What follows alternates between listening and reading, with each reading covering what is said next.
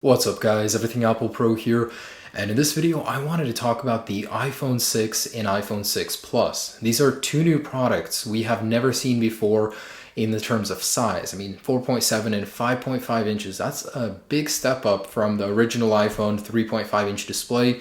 And of course, there's a reason for it. Apple wants to share market share with Android, bring users over, so it's totally understandable. However, for people that want to buy these products, you're going to be deciding, should I buy the iPhone 6 or the iPhone 6 Plus? So in this video, I want to share with you guys everything that's different between these two models, which one you should buy, and why. You know, what was really interesting to me is that Apple actually never addressed us as to why they are releasing bigger phones. And everybody really knows it's because Android is beating on the back door. You know, they're releasing new products, they're dominating that part of the market share, so Apple wants in and they want some of that as well.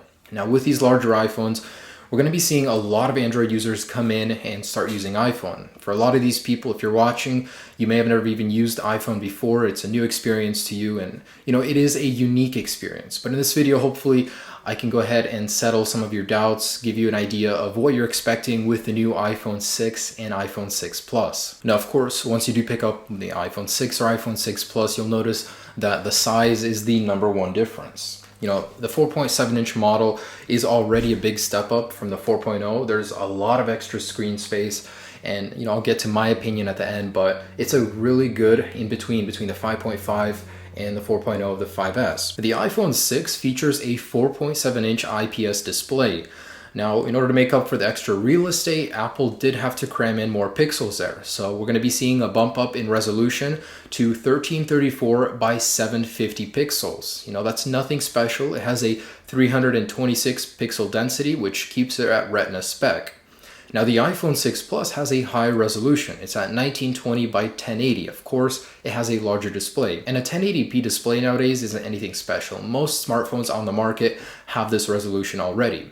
So the pixel density is a little bit higher at 401. So if you're viewing content, picture, movies, it's going to be a little bit sharper on the iPhone 6 Plus due to the extra pixels.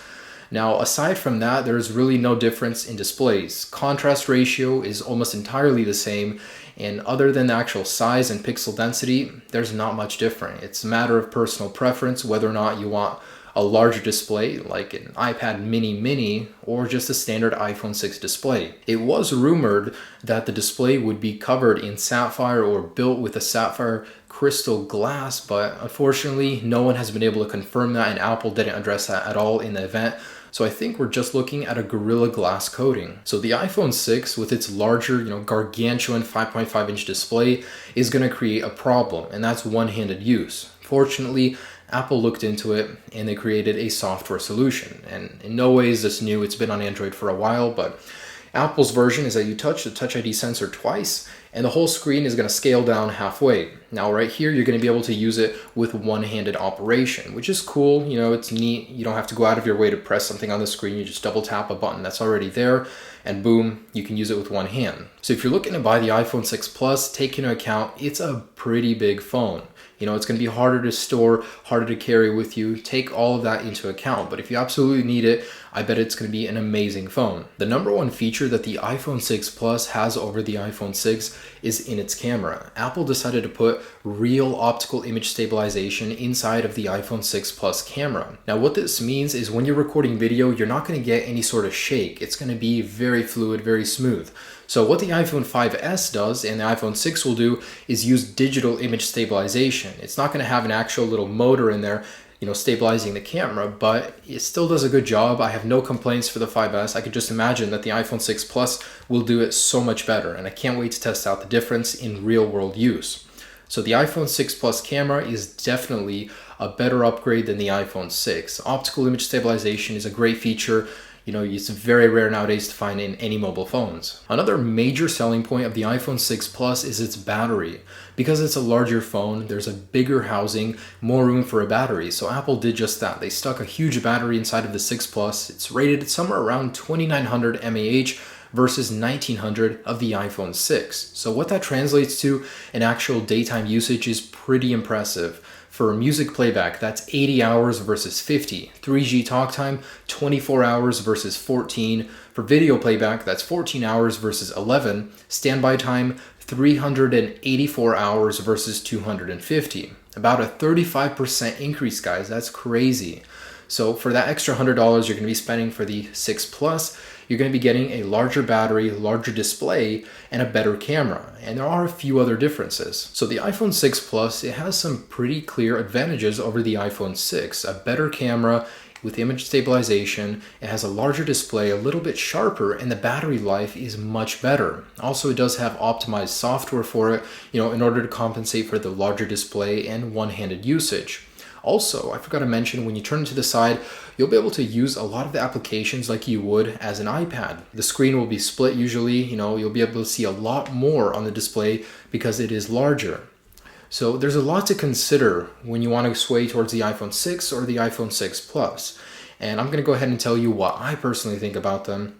The iPhone 6 Plus, it's a little bit thicker. It's 7.1 millimeters versus 6.9, barely distinguishable. So that's not a problem. However, for me, the problem is with the iPhone 6 Plus is it's going to be a very large phone. It's not going to be able to fit into most of the pockets on my clothes. And I just have the 6 right here. The 6 Plus, I just really wish I could show you how freaking gargantuan it is.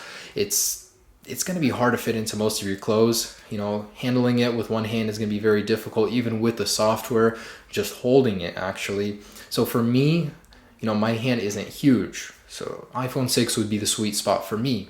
However, the 6 Plus, if I was already thinking about it, I would definitely jump for it because the better camera, the better screen resolution, and the better battery life are all huge points, definitely well worth the $100 for me. And the actual cost difference between these two isn't very far off. You're going to be paying $100 more for the 6 Plus versus its counterpart on the iPhone 6. And leveling goes like this: iPhone 6 and 6 Plus. The iPhone 6 at 16 gigabyte is $199. iPhone 6 Plus is $299. And so it goes up from there, from 16 to 64 gigabyte to 128. I can only imagine how much that'll be without a contract, well over $1,000. If the larger display appeals to you and the better battery life, definitely guys, go for it. Personally, I'm perfectly fine. The battery life will still be great on the iPhone 6. It beats the 5S, and the 5S battery life was already good. So the iPhone 6, just a regular one, is a perfect sweet spot. They will come in the original 3 colors of the iPhone 5S. So which one should you buy? Now that really depends on a lot of factors. For you, if you're coming from Android, it's probably an easy decision to jump on the 6 Plus because most Android phones have very big displays. If you're an old iPhone user, 5S, you probably want to go to the 6. But again, it depends on a lot of things. If the iPhone 6 is a larger display, better battery life, better camera, and better resolution appeal to you, go ahead and jump on that. But the 6 is almost as good as the iPhone 6. It's just $100 less good. It's almost the same in almost every single way. The iPhone 6 Plus is just a little icing on the cake. Of course, usability has a lot to do with it as well. If you can use one comfortably with one hand means a lot to me. It may not to you. So it really depends on a lot of things, but analyze it. Hopefully this video did give you an idea of what the iPhone 6 Plus has to offer over the iPhone 6 and vice versa. So guys, thank you for watching this video. I appreciate all of your thumbs up. Have a great day, guys. Peace.